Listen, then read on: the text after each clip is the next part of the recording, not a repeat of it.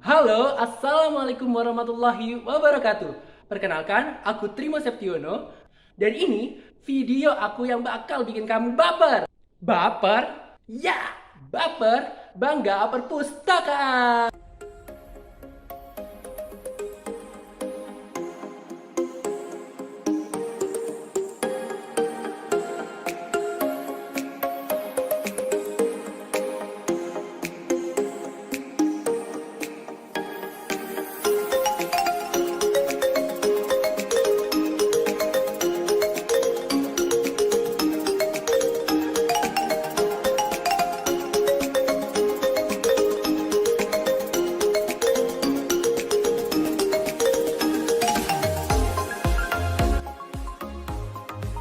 Di video ini aku mau coba sharing tentang apa sih perbedaan ketika kita bekerja menjadi pustakawan di perpustakaan sekolah dengan perpustakaan di perguruan tinggi.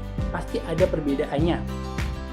Dan aku sengaja bikin video ini buat teman-teman atau buat gambaran teman-teman yang mungkin saat ini masih kuliah aktif di jurusan ilmu perpustakaan dan informasi, atau mungkin juga bisa berguna buat teman-teman fresh graduate yang baru lulus. Jadi bisa ada gambaran gimana sih kerja di perpustakaan sekolah ataupun perpustakaan perguruan tinggi. Yang pertama aku mau coba cerita tentang SDM-nya, atau lebih spesifiknya adalah jumlah SDM yang bekerja di lingkup perpustakaan perguruan tinggi dengan perpustakaan sekolah. Dari pengalaman aku dan juga sharing dengan teman-teman lainnya yang bekerja di perpustakaan perguruan tinggi, SDM di perpustakaan perguruan tinggi minimal ada 3. Dan itu sudah mencakup tenaga administrasi, kepala perpustakaan, ataupun pustakawan pada umumnya. Berbeda dengan perpustakaan sekolah, biasanya di perpustakaan sekolah hanya diisi 1-2 tenaga pustakawan. Untuk indikator yang kedua masih berhubungan dengan sumber daya manusia di lingkup perpustakaan, namun lebih spesifiknya akan berhubungan dengan sistem kerja. Yaitu kalau dari pengalaman aku pribadi dan sharing dengan teman-teman, kita kan sering baca tentang jenis-jenis layanan di perpustakaan. Ada layanan pengguna, layanan teknis, seperti itu. Dan biasanya berdasarkan pengalaman aku lebih bisa diimplementasikan secara maksimal itu di perpustakaan perguruan tinggi. Karena dengan jumlah SDM yang lebih banyak, jadi memungkinkan adanya pembagian peran di situ. Jadi setiap layanan ada pustakawannya sendiri. Berbeda dengan perpustakaan sekolah, keterbatasan sumber daya manusia biasanya juga mempengaruhi hal tersebut. Jadi biasanya teman-teman yang di perpustakaan sekolah bekerja multitasking. Itu juga yang aku lakuin di kerjaan aku sekarang, seperti itu. Jadi kita ngerjain layanan teknis, layanan pengguna.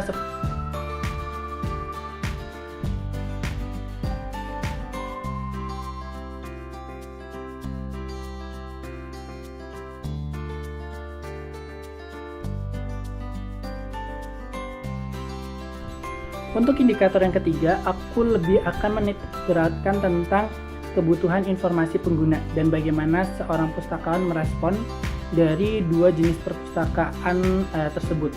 Sebagai contoh, yang pertama untuk perpustakaan perguruan tinggi, pustakawan harus lebih kritis dalam menganalisa kebutuhan informasi pengguna. Karena di perpustakaan perguruan tinggi atau usernya itu lebih beragam dan kebutuhan mereka juga lebih beragam. Jadi kalau bisa, ketika kita bekerja di perpustakaan perguruan tinggi, kita tidak hanya merekomendasikan atau mereferensikan koleksi fisik kepada mereka. Namun sebelum di titik itu, kita alangkah lebih baik menciptakan ruang diskusi 2 arah dengan mereka. Jadi referensi yang kita rekomendasikan itu benar-benar sesuai dengan mereka. Tidak jauh berbeda dengan perpustakaan perguruan tinggi, di perpustakaan sekolah juga terdapat user-user yang bisa dibilang kritis. Namun kritis di usia mereka, karena yang kita ketahui untuk perpustakaan sekolah biasanya user masih tergolong anak-anak.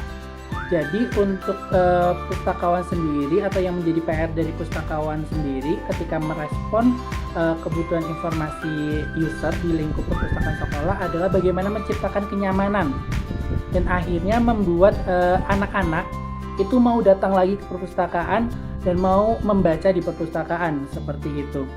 Oke, itu gambaran-gambaran besar yang bisa aku ceritain berdasarkan pengalaman aku pribadi ketika aku bekerja di perpustakaan perguruan tinggi dan perpustakaan sekolah. Mungkin ada beberapa yang nggak make sure buat teman-teman yang udah kerja lama di perpustakaan atau dua jenis perpustakaan tersebut. Dan kalau ada yang mau menambahkan bisa tulis di kolom komentar. Dan sekali lagi aku ucapin terima kasih buat teman-teman yang udah nonton dan semoga video ini bermanfaat.